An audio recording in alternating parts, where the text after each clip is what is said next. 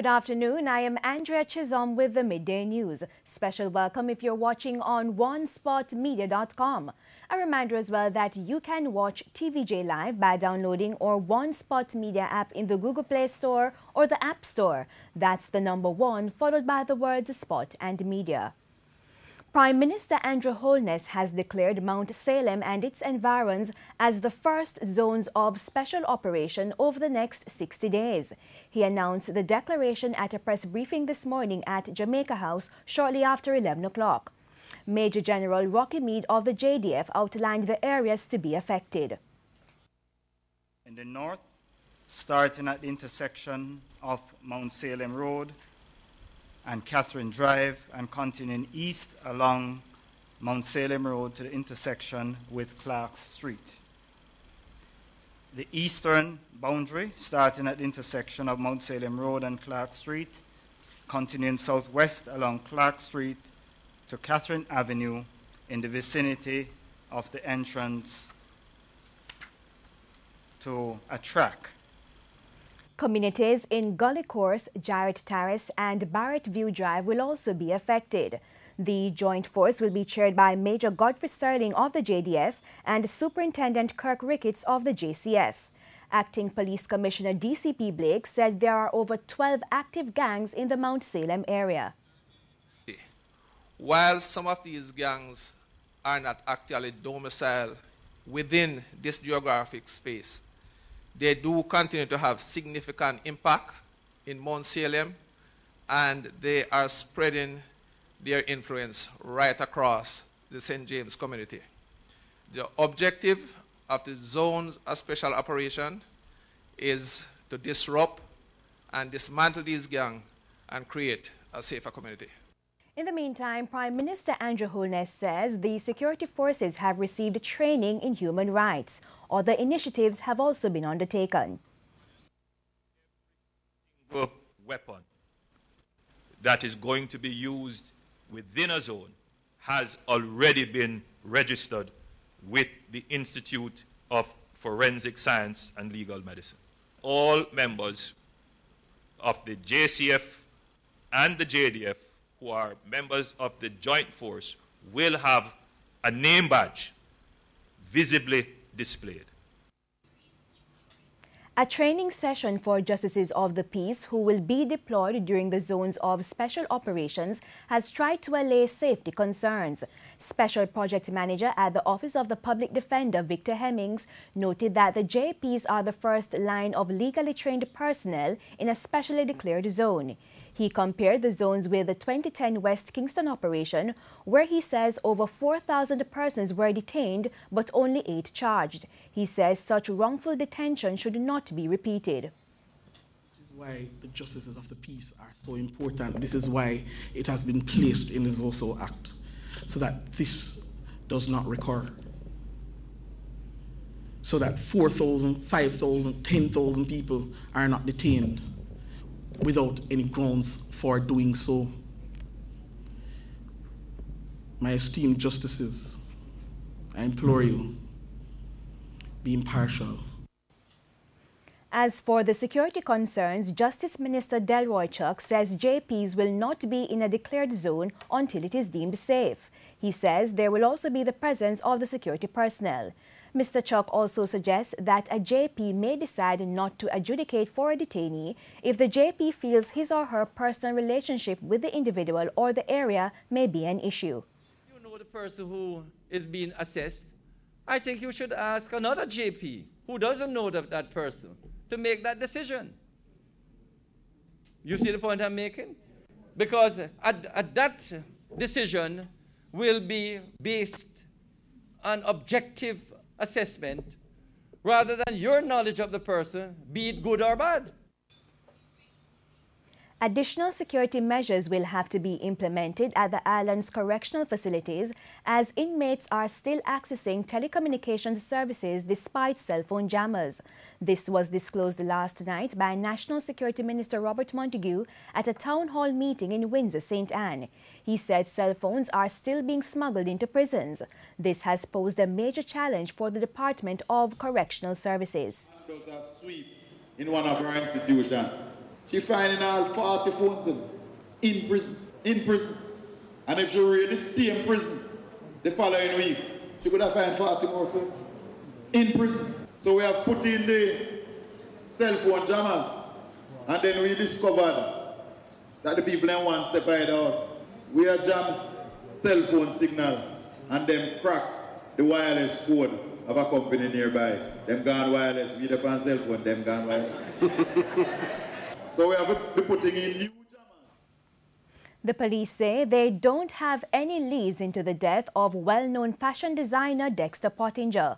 Mr. Pottinger's decomposing body was found by his brother about 5:20 at his house located off Washington Boulevard. It's reported that his brother went to check on him after other attempts to reach him failed. Sources say someone heard screams for help coming from Mr. Pottinger's house about 4:30 Wednesday morning. It's not sure if the police was called. It was discovered that Mr. Pottinger's motor vehicle and a television set were stolen. Residents described him as a good neighbor who showed them respect. National Security Minister Robert Montague says crime is costing Jamaica 5% of GDP growth. The minister was speaking at a press conference in St. Anne yesterday. He said that if Jamaica can cut its crime problem in half, the country will grow by 2.5% without foreign investments. Mr. Montague says it costs $400,000 to treat one gunshot victim in intensive care per day. We have just over 1,000 gunshot victims so far this year. And if you multiply that by $400,000, it gives you an idea of how much money we are spending because of crime. Mr. Montague adds that crime does not only affect the officials but everyone. If it wasn't for crime, we would be able to fix more roads. The councils would be able to put up more street lights. The schools would be better equipped. We would have more water in more communities, better garbage collection, and better services at the hospital and health centers. That is what crime is costing us as a nation. 6 persons, including 3 children, are now homeless after their house caught fire yesterday afternoon on Michael Manley Boulevard in Twickenham Park, St. Catherine. District Officer of the Spanish Town Fire Station, Garnet Dowse, said that shortly before 4 o'clock, the team received a call, and upon arrival, a 4-bedroom house was engulfed in flames. The fire was extinguished within a short time. However, much of the contents of the house were destroyed. Owner of the house, Karen Walker, said she was at work when she got a call that her house was on fire. TV, me record to my fridge. Me just take one bed from my workplace. Me pay for it. My glasses. Me pay for the glasses at court. All of them they burn up. Everything I buy for my baby back to school burn up. My birth certificate, everything. And me lose everything. Only thing me have when me have on my back. And my baby. She said the fire also affected her niece and nephew, who both have children. The district officer noted that the cause of the fire is yet to be determined. Our investigation is in its early stage. However, we received reports that a little toddler was playing with a lighter and the mattress caught fire and it quickly spread throughout the house. We are yet to confirm, but we are following that lead. Amidst a worsening crime problem in Clarendon, which has claimed at least the lives of 3 children in a little over a week, the Custos of the parish has reiterated his call for more attention to be placed on proper parenting and youth training programs. His comments follow police reports of bloody 24 hours in Clarendon, in which 4 persons were killed in separate incidents between Wednesday and Thursday night. A 12-year-old was among those killed. The government need to encourage our ladies not to have so many children, so that we can better take care of those that we have. You know, give them the love, the nurture, educate them properly. We can't educate a lot of these children. PAD program is taking 50% of the children in the country. You know, the country cannot afford it. You know, it's free this, free that, free everything. And who's going to pay for it? There's no money left to do anything meaningful after that. Mr. Shaguri also urged business persons to support programs geared at training young people to benefit from jobs which will soon become available with plans for a logistics hub and other economy-building projects.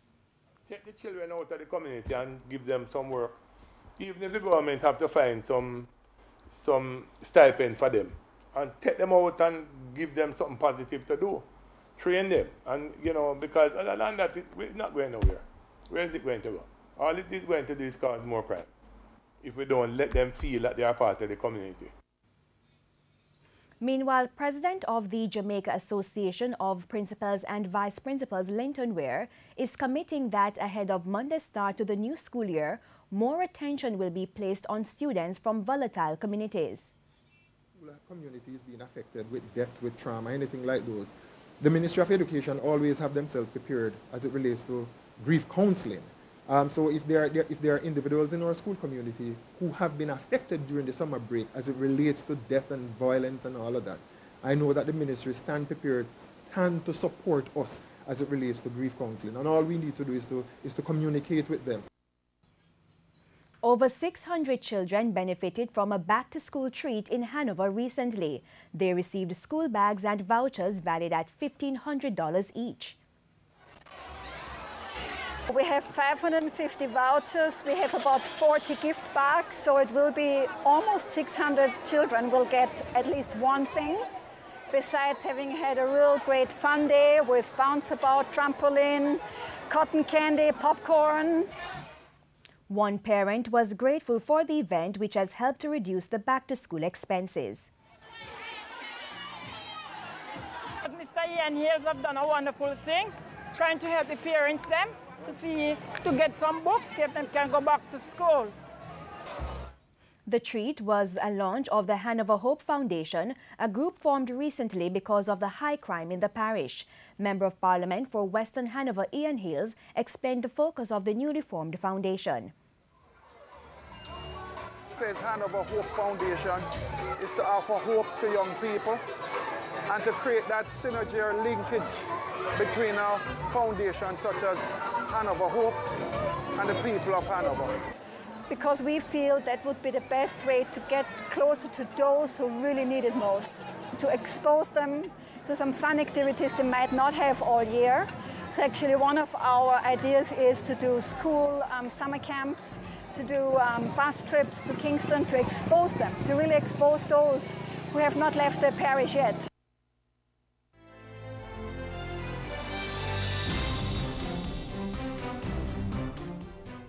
And it's time now for our Fact or Fiction feature. We ask, is this fact or fiction? The University of the West Indies began in Jamaica in 1940. And of course, we'll tell you the answer at the end of the sports segment of the newscast.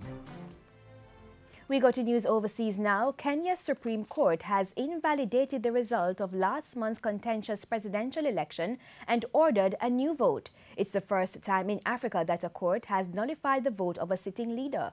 We go to the CNN for more. We would pack up this election and maybe go on our time off.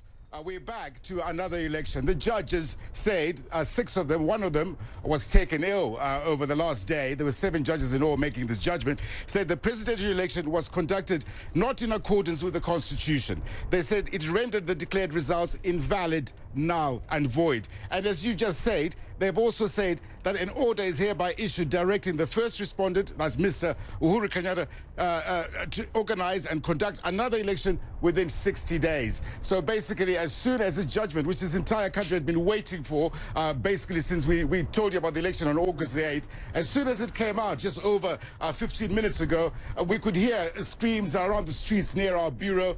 We could hear people saying, yes, let's go back. The integrity of the process was null and void, people were saying. And of course, it renders the entire observation team that was here in Nairobi. They said this was a free and fair election. People like John Kerry, Thabo Mbeki, the African Union, the European Union. So we're back where we started on the 8th of August. We're heading back to another election to declare another a fresh poll to decide who will rule Kenya in 2017 as a president. And in sports, Sabina Park will today play host to two teams on separate paths going for one goal. Jamaica Tallawahs and the Guyana Amazon Warriors set sight on two important points in the Caribbean Premier League. The equation is simple for both teams.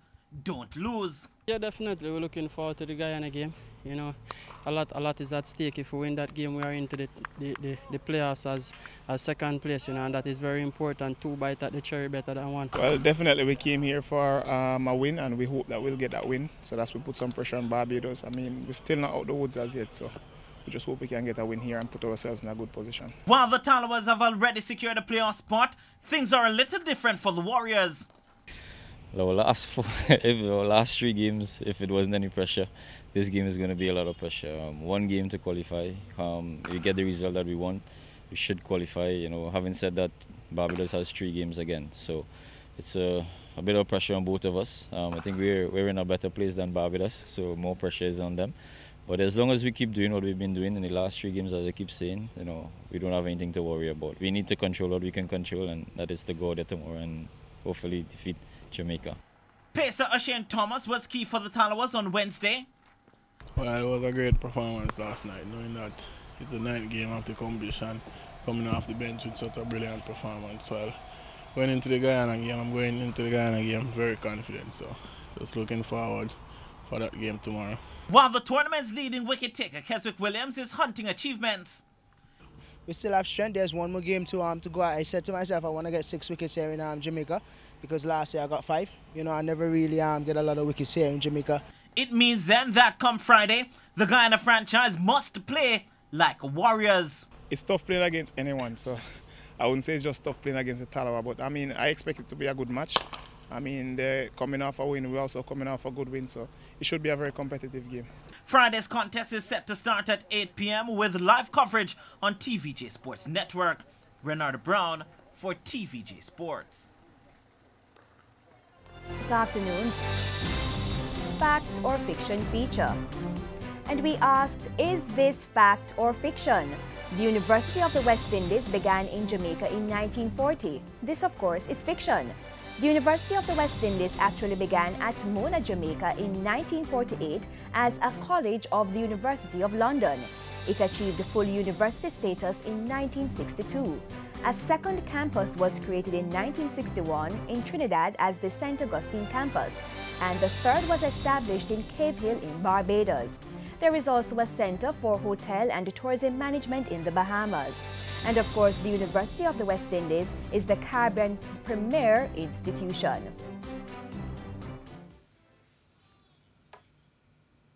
And that's the Midday News. I'm Andrea Chisholm. Do remember to join us at 7 for our primetime news package.